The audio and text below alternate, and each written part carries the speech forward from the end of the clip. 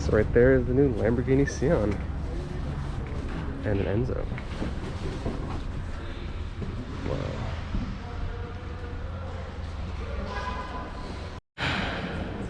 Such a sight to behold.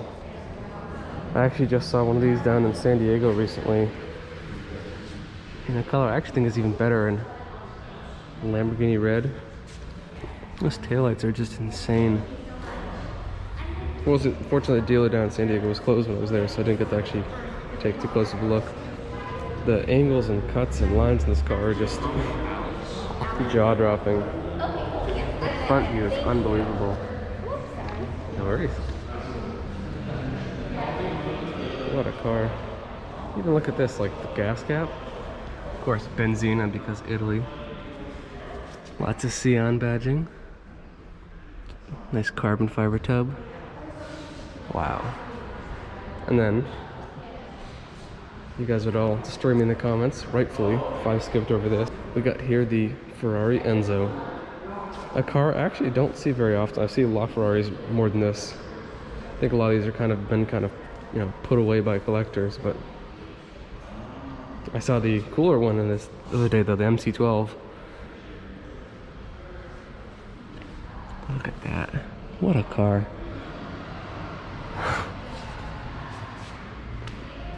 I was looking this car up the other day and I think it gets like something like an EPA rated like 6 mpg city. It's probably one of the worst fuel economy numbers I've ever seen for a car.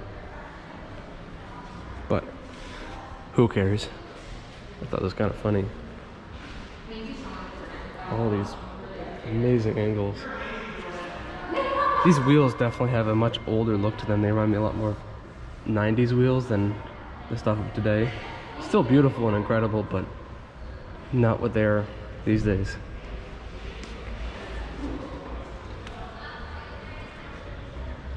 I love it. Lamborghini Newport Beach, and there's only one Lambo inside. Wow. I'm making only 63 of the Sian. Incredible. Over here we have, not quite, it's not bare carbon, there's some bare carbon, but a matte black Senna. Really fits this car well. You can see right through the door there, and these incredibly thin carbon buckets with just enough padding, and looks like track seat belts. Crazy. These tires are definitely for the track. They're way too smooth for normal usage. Wow, a lot of bare carbon up front. And then over here, I have an incredible Ford GT. I've only seen a couple of these so far. I've seen plenty of the old ones, but almost none of these. Wow. What a cockpit. I'm glad they did something really special for the wheel. It's kind of an odd shape and everything, but it's the real deal. It does smell kind of like a Ford dealer though.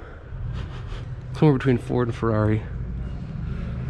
It's funny because you do get, you know, same kind of instruments as you do in a Ford Explorer. Actually, mostly not, but that definitely is.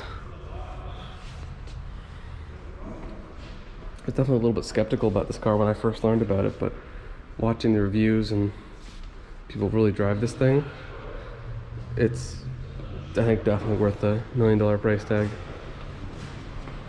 If you could have gotten an allotment for one of these, I think it would have been such a blessing. 450,000 goes into, you know, 1 million pretty much overnight. I'm assuming this thing is pretty reliable too, just as a Ford V6.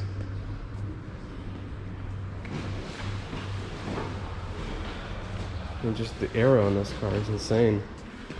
Look at that, I could almost squeeze my body through that. It's just an absolute crazy.